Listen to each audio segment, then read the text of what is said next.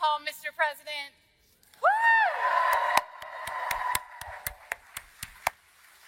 It is so wonderful to be here with all of you. You know, we were thinking, President's coming, what can we do to make this day special? So at our recent pop-up city halls, we had coloring sheets for kids, and we asked them the question, why do you love Scranton? And so many of them said, the people. Lovely people, people who help each other.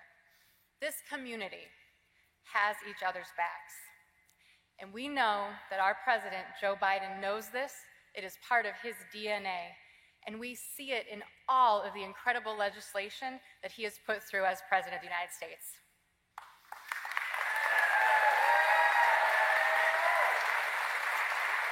Today, we're here to talk about the Bipartisan Safer Communities Act to give us the resources in cities like Scranton and Wilkes-Barre throughout northeastern Pennsylvania and this whole Commonwealth to fight violence, to prevent violence, to interrupt violence, to make our kids safer, to help our schools be safer.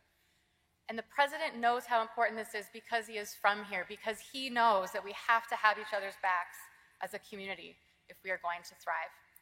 It is an honor for us to be here today to welcome him home, to celebrate this landmark legislation. And I want to introduce someone that I have worked with across the aisle of Luzerne and Lackawanna counties since day one when we took office just 2 years ago. And that's Wilkes-Barre Mayor George Brown.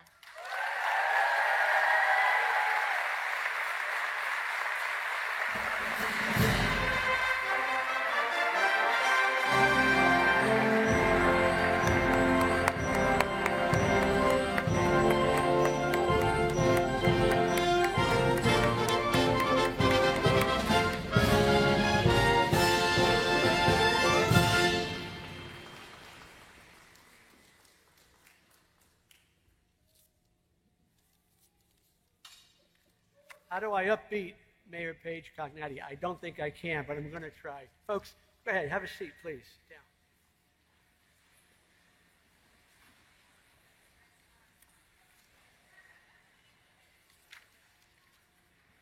Yes, we're here today, and Joe Biden is here today. And Joe Biden is here for us because he cares about Wilkes-Barre, Luzerne County, and all the residents in the state of Pennsylvania. As mayor, on behalf of the residents of the city of Wilkes-Barre, I'm honored to welcome President Joe Biden. I first met President Biden in his hometown of Scranton last October, and I said, Mr. President, please come to Wilkes-Barre. We have a beautiful city. And guess what? He kept his promise. He's here today.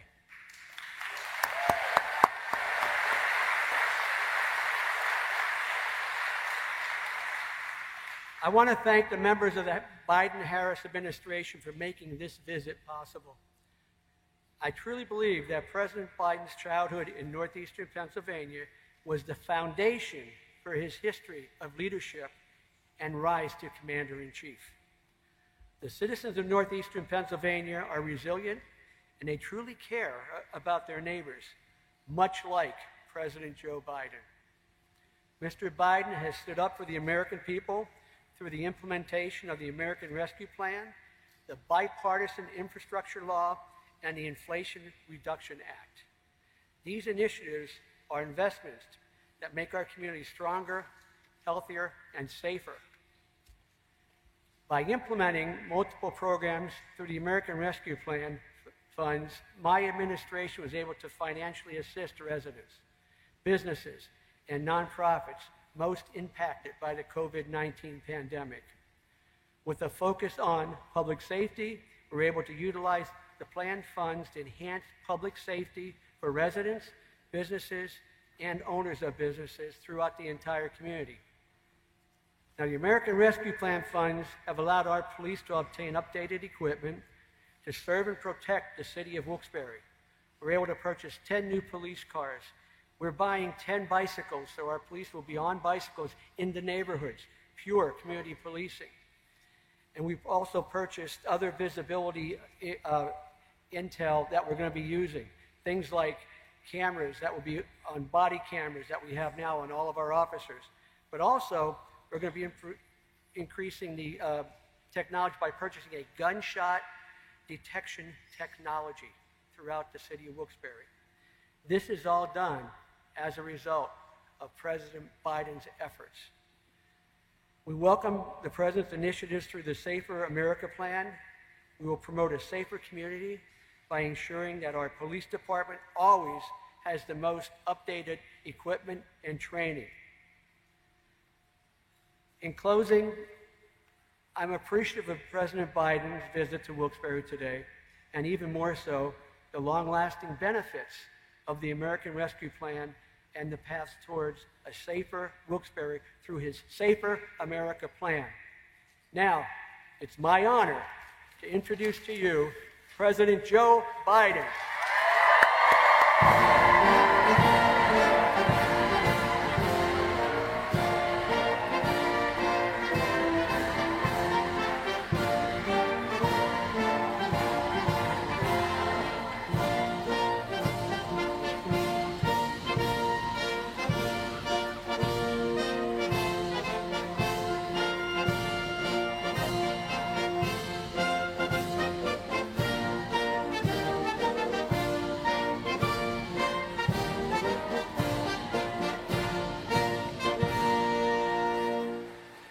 Mr. Mayor, thank you. Wait. Before you walk down, I wanted the Caseys to come up with me because where I come from, Scranton's Casey's country. We got raised in the same neighborhood in Greenridge, not far from two of the best little candy shops in the whole country. And I just wanted to they can't deny me. That's why I wanted them up here. I want them to know. And by the way, this guy has more integrity in his little finger than most people have in their whole body. That's why I love working with him. Welcome home. And like me, he married way up. Way up. Thank you very much. Appreciate it.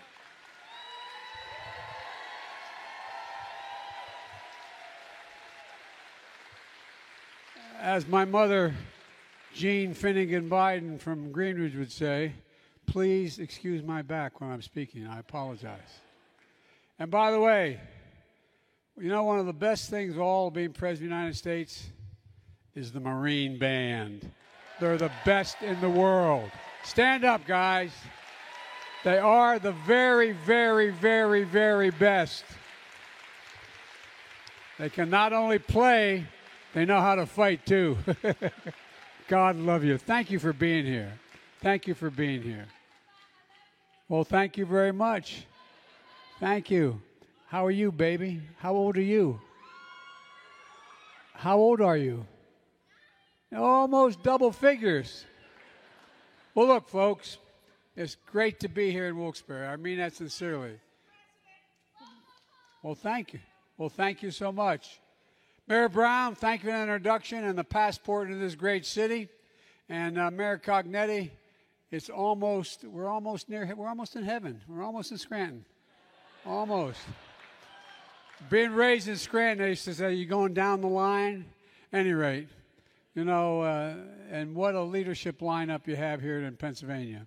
I want to thank your outstanding governor, Tom Wolf. Tom and I have been friends a long time. He's truly one of the best governors in the United States of America. Not a joke. Not a joke. And a stand-up guy. A stand-up guy. And Josh Shapiro is a champion for the rule of law as your Attorney General. And he's going to make one hell of a governor. I really mean it. And by the way, he couldn't be here today. We spoke, Lieutenant Governor John Fetterman. When I say he's a powerful voice, I used to be in the old days a pretty good athlete, and if someone was really big and tough, you say, I wouldn't screw with him if I had a sledgehammer. Well, I tell you what, Fetterman's a hell of a guy, a powerful voice for working people, and he's going to make a great United States Senator. He's going to make a great United States Senator. And as I said, Bobby Casey is one of my closest friends, one of our great United States Senators. And your Congressman, Matt Cartwright, is the real reason I'm here. I'm in Cartwright country. He knows how to deliver for this district, which is so close to my heart. Look, I especially want to thank all the members of law enforcement that are here, many of whom are behind me, for always being there for us. And we should always be there for them. And by the way, also a group that you need badly, you don't really appreciate till you need them, is the firefighters. The firefighters have been with me my whole career, and let me tell you something. There's an old expression, God made man, then he made a few firefighters, because you got to be crazy to be a firefighter. By the way, please sit down. I'm sorry. Please sit down. I keep forgetting. Thank you. But look, when I ran for president, I said I looked at the world the way I looked at it growing up in Scranton, and that wasn't hyperbole. I meant that. What families wanted was in Scranton when I was growing up, with my mom and dad and my grandpa, was the basic as it is today.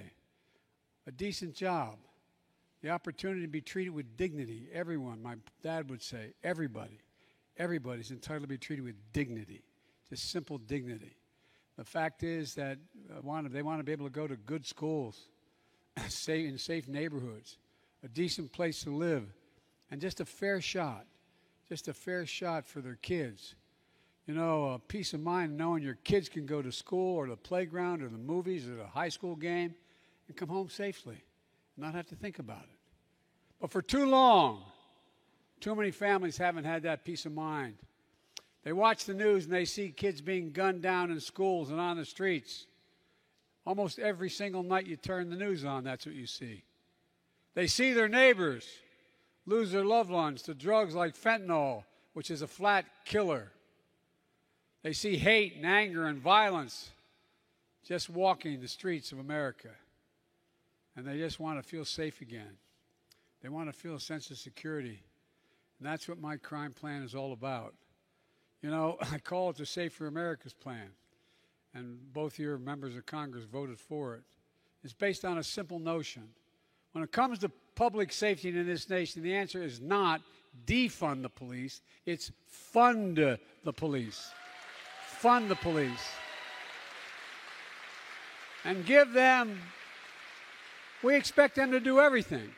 We expect them to protect us, to be psychologists, and to be sociologists. I mean, we expect you to do everything. I'm not joking. Everything. You realize more police officers are killed dealing with domestic violence than anything else? You realize that?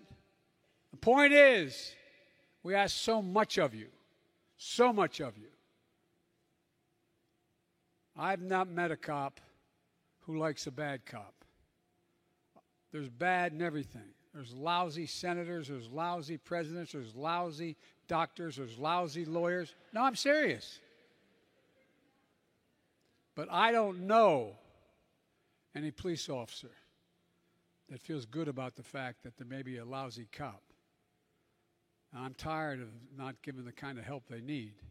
Folks, look, we're in a situation in this country where we have to give them additional resources they need to get their job done. Matt gets it, Matt Cartwright, and this is not hyperbole. Matt's the chair of the powerful subcommittee that controls the funding for public safety. He knows what it means investing in effective and accountable community policing that builds public trust and strengthens public safety. I'm old enough to remember when cops used to walk the beat in Wilmington and in Scranton because they knew everybody. They knew the kid. They knew if something was trouble. They knew whose house to go and knock on the door and say, "Mom, your son just did."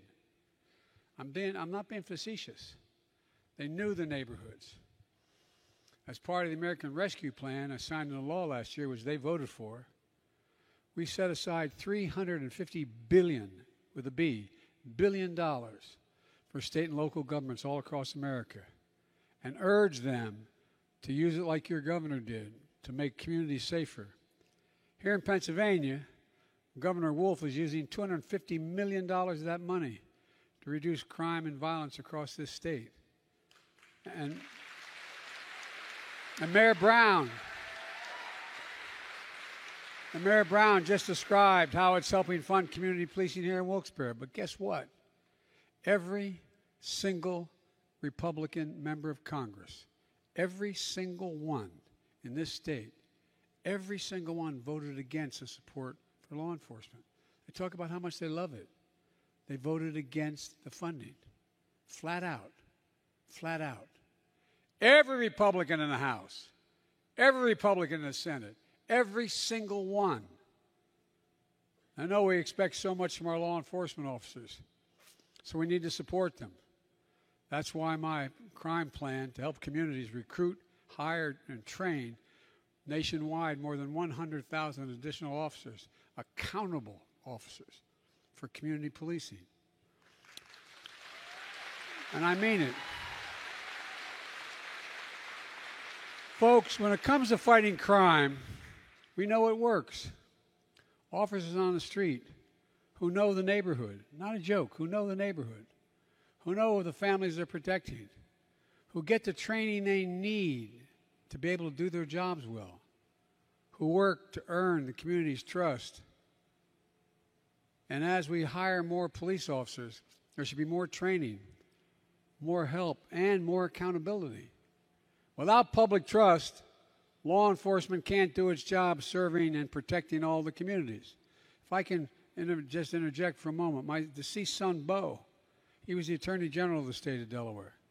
And what he used to do is go down in the east side, what's called the Bucket, highest crime rate in the country. There's a place where I was the only white guy that worked as a lifeguard down in that area, on the east side.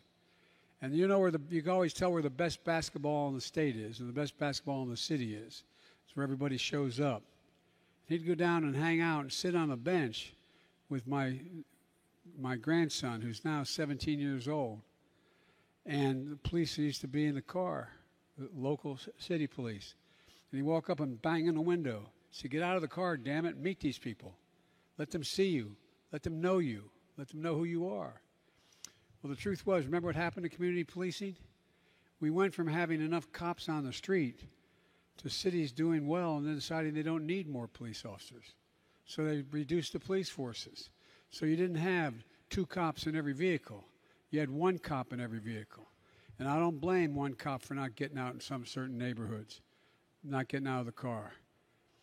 And what happens is, it used to be, I can remember that when my son was the Attorney General, he'd go around in the tougher neighborhoods, and he would ensure that every single cop gave his cell phone number to the local liquor store owner, the local church, the local grocery store, the local hamburger joint. So if there's a problem, they'd pick up the phone and call. Because what do people not want to do in tough neighborhoods? They don't want to be the one identified as turning so-and-so in. I remember going on the east side in Wilmington in one of those old Victorian 2-3-story apartment buildings, and going up to see a woman whose name she's passed away, but won't mention her name now, and stand in that rotund, that part that stuck out around the building, and she'd say, "Joey, I know what's going on. They all plan it downstairs. I can hear them, but I'm afraid to tell anybody. I'm afraid to tell anybody. The gangs." And so I got her so that I got a phone number for the local cops. She'd call. They promised not to identify her because they knew there'd be retribution. And the crime rate began to drop for real, not a joke. You got to know people. You got to know, and you got to be able to trust the police. The police have to be able to trust the community. But we slipped away from that. We have a hell of a lot fewer cops today than we did when I wrote that initial crime bill. But now we got to get back to it. And by the way, I'm not making the case there aren't bad cops. There's some really lousy cops. There's some really lousy doctors. There's really lousy lawyers. I mean it. But here's the point. As we've seen too often, public trust is frayed and is broken. And it undermines public safety when it gets frayed. It literally undermines safety. Families across the country have to ask, why in this nation, for example, so many black Americans wake up knowing they could lose their life just by living their lives? If you come from neighborhoods like I come from and down in Delaware, if you have a 16 or 17-year-old son and he gets a driver's license, you sit down and say, "Look, if you get stopped, put your hands on the wheel. Don't do anything." Yes, I mean, I'm being serious. I'm being serious. But here's the point. Simply jogging, sleeping on their homes. You know, they made headlines or not, they have a lot of lost souls. Increased trust makes policing more effective, and it strengthens public safety. And the communities, by the way, that want the police more than any other community are the tough, poor communities. Black, white, immigrants. They need the help. They want the help. It's not they don't want it. They want the help. Without that, victims don't call for help. Witnesses don't step forward. Crimes go unsolved. Justice isn't served. I took executive action, which I'm allowed to do as president. I always admired governors can take executive action. But all kidding aside, to make some of these reforms for federal officers, I couldn't do it for state officers. One, no federal officer is allowed to use a chokehold. No federal officer can there's restricted no-knock warrants. We created a national database for officers who have misbehaved and been held accountable so they can't hide. My plan will help make sure that state and local governments adopt these same reforms. And my plan does something else really important. It addresses the opioid epidemic. You know how many people are dying of opioid overdoses now? And by the way, laced with fentanyl? Attorney General Shapiro can tell you more about that you never want to know for a fact, for real. He's been such a strong leader on this. But we're going to impose tougher penalties for deadly fentanyl trafficking. That's poisoning communities across this country. This is a key part of the unity agenda I'm announcing that I announced in my State of the Union address. We can do this. We have to do this. We'll make America safer. My plan also takes common sense action to reduce gun violence and violence overall. It builds on the progress we made this summer when I signed into law the Bipartisan Safer Communities Act, the most significant gun safety law we passed in 30 years. It took 30 years.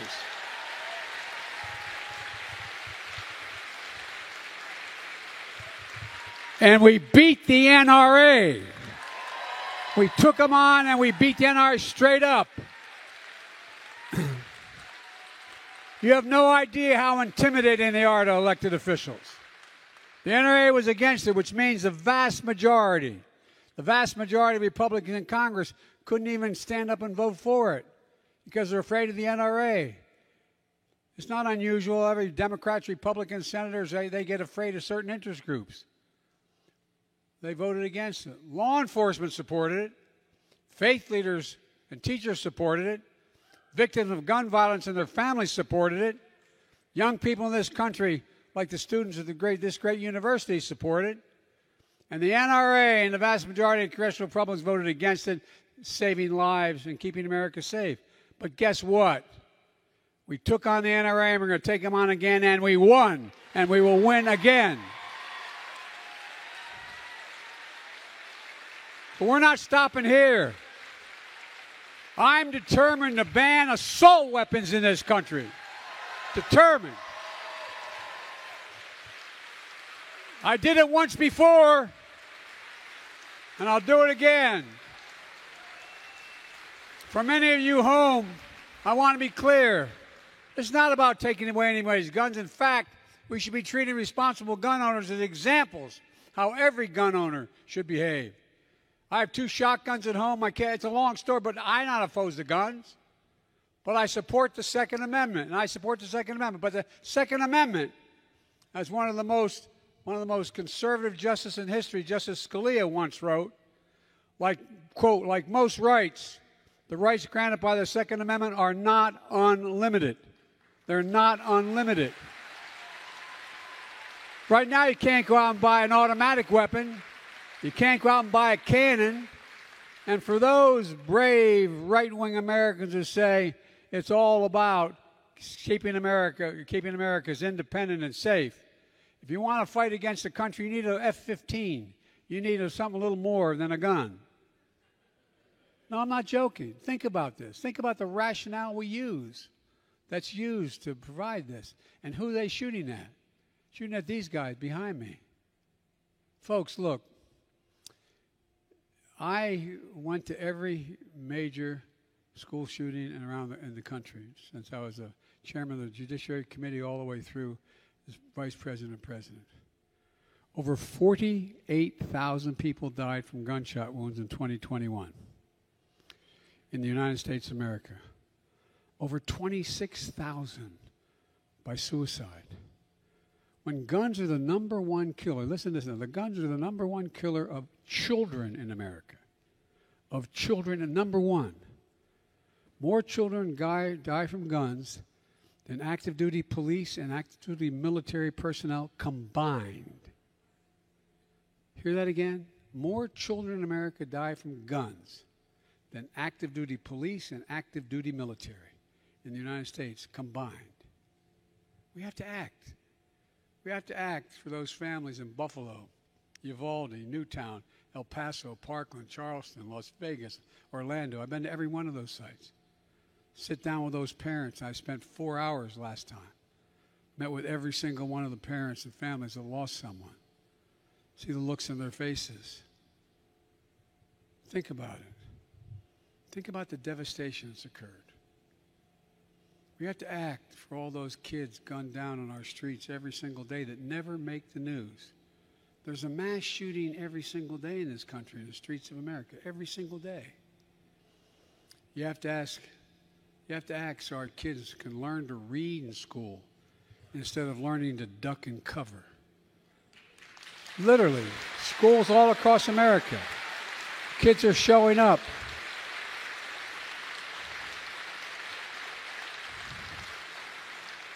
The psychological damage done to our kids, not just COVID, but COVID, what its impact and how it's impacted us. And on top of that, a child going to school, children see this on television. You know, we're living in a country awash with weapons of war. Weapons that weren't designed to hunt or designed to take on an enemy. That's what they were designed to do. For God's sake, what's the rationale for these weapons outside of a war zone? They inflict severe damage. When I was recently in Uvalde, I almost hesitate to say to some of the kids in here, you know what some of the parents had to do? Supply DNA. Supply DNA. Because the AR-15 just rips the body apart. Could not identify the body. A 20-year-old kid can walk in and buy one? DNA to say that's my baby. What the hell's the matter with us? No, I'm not joking. Think about it. What are we doing? And by the way, my dad used to love to hunt in the Poconos when we lived in Scranton. How many deer or bear wearing Kevlar vests? Huh? Not a joke. Do you realize the bullet out of an AR-15 travels 5 times as rapidly as a bullet shot out of any other gun? 5 times, is lighter, and can pierce Kevlar.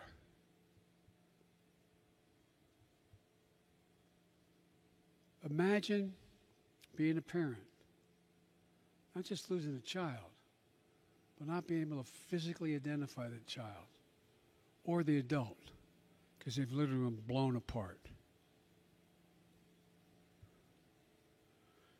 We equip our service members with the most lethal weapons on earth to protect all of us, protect Americans.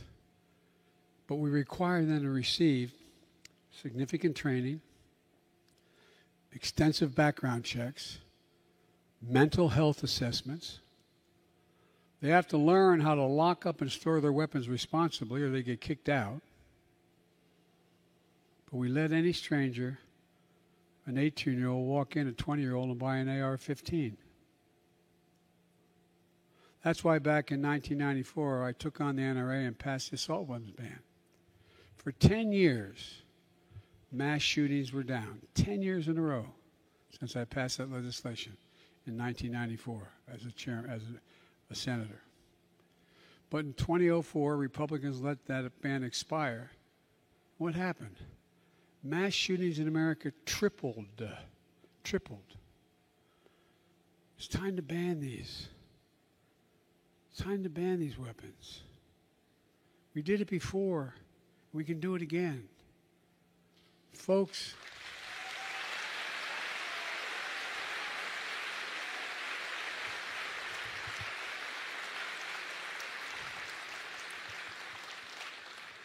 it's time to hold every elected official's feet to the fire and ask them, are you for banning assault weapons, yes or no?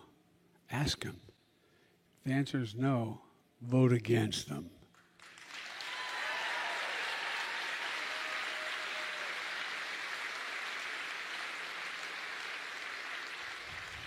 Look, I'm prouder that after 7 years, we finally have a Senate-confirmed Director of Alcohol, Tobacco, and Firearms responsible for fighting gun crimes. For 7 years, the other team would not let us appoint anyone to that job. Incredibly important job to help local law enforcement, federal law enforcement, identify the ballistics, a whole range of things. For 7 years. We finally got a pass this time out, barely. 7 years because they didn't want anybody in that job. My plan gives the Bureau the funding to hire more agents, to stop gun trafficking. And by the way, there's a lot of states that don't allow you to purchase certain weapons in the state. But just cross the state line and go buy it next door. Bring it across the state line. Keep guns out. You know what the Mexicans are... Mexico, which has real problems, causing us real problems, you know what their biggest complaint is? Can't we stop gun trafficking across the southern border into Mexico? There are certain gun dealers that are basically not gun dealers, they're wholesalers, providing the weapons to anybody who have the money. Folks, look, we can help local law enforcement. We can solve more gun crimes if we have someone heading up, which we finally do, this organization that's designed to track this kind of behavior. Finally, my plan invests in crime prevention programs that help keep young people from getting in trouble in the first place. Under my plan, communities can, one, provide after-school and summer job programs they get paid for. More access to mental health and drug counseling. More social workers and housing to keep people off the streets instead of when they get out of jail to get $25 on a bus ticket and end up under the same bridge that they were under before.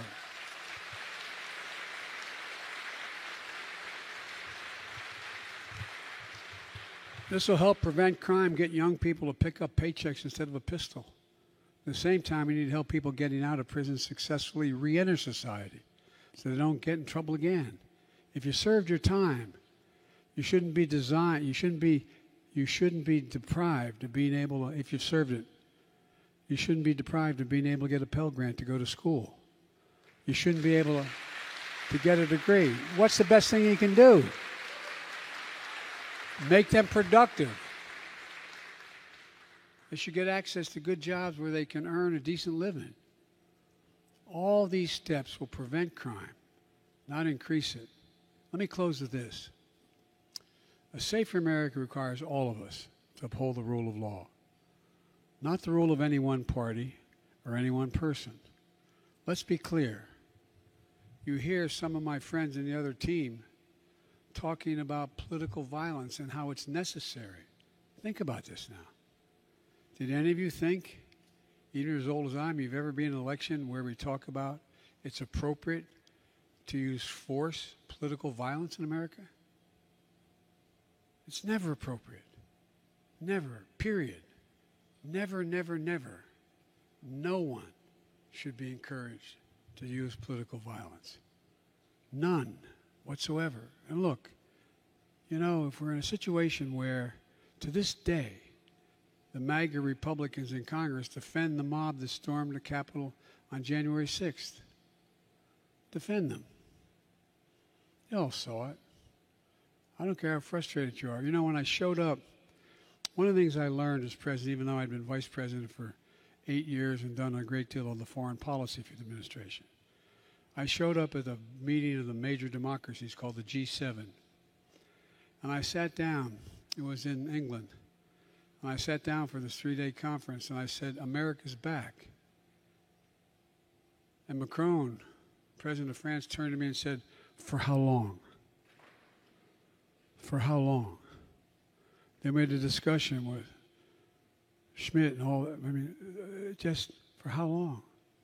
And one of them said to me, "Imagine, Joe, if you turned on the television in Washington, D.C., and saw a mob of 1,000 people storming down the hallways of the parliament, breaking down the doors, trying to overturn an outcome of election, and killing several police officers in the meantime. Imagine. Imagine what you'd think. Think about what the world saw. Not what we saw, what the world saw. Do you ever think the United States that would happen? What I find even more incredible is the defense of it. Cops attacked and assaulted, speared with flagpoles, sprayed with mace, stomped on, dragged, brutalized. Police lost their lives as a result of that day. Police lost their lives. One of the officers said it was worse than anything he had experienced in war in Iraq. So let me say this to my MAGA Republican friends in Congress. Don't tell me you support law enforcement if you won't condemn what happened on the 6th. Don't tell me.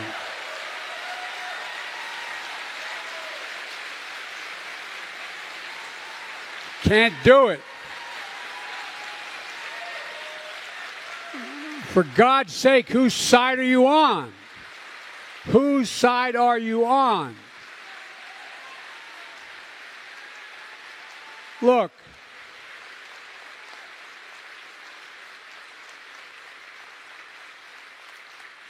You're either on the side of a mob or the side of the police. You can't be pro-law enforcement and pro-insurrection. You can't be a party of law and order and call the people who attacked the police on January 6th patriots. You can't do it. What are we teaching our children? It's just that simple. And now it's sickening to see the new attacks on the FBI, threatening the life of law enforcement agents and their families for simply carrying out the law and doing their job. Look, I want to say this as clear as I can. There's no place in this country, no place, for endangering the lives of law enforcement. No place. None, never, period.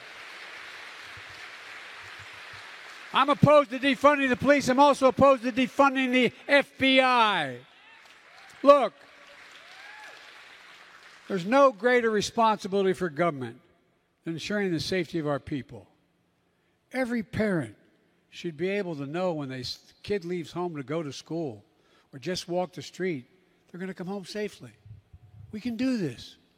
We have to do this. We just need to remember who we are. We are the United States of America.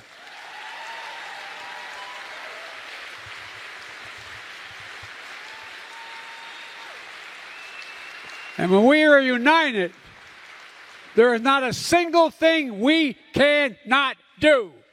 Not a single thing. I mean it. So, folks, let's remember who in God's name we are. I really mean it. What our values are. What we believe. We the people. That's how our Constitution starts, the Declaration. We the people.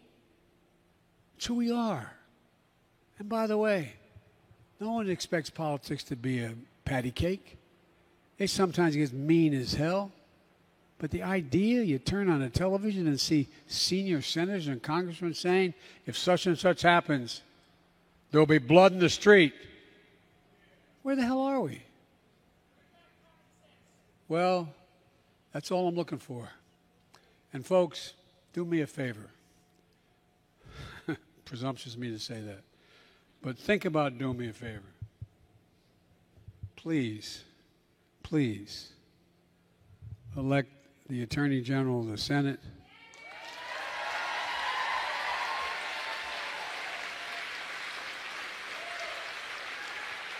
elect that big old boy to be governor.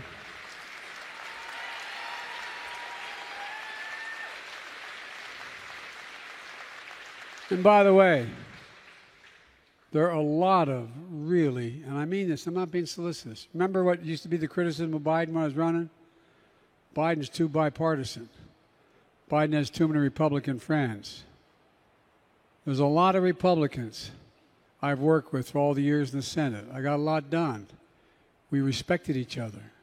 When we disagreed on principle. We then went and had lunch together. Not a joke. What in God's name has happened to that in the United States of America?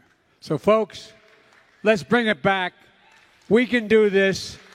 God bless you all, and may God protect our troops. Thank you, thank you, thank you.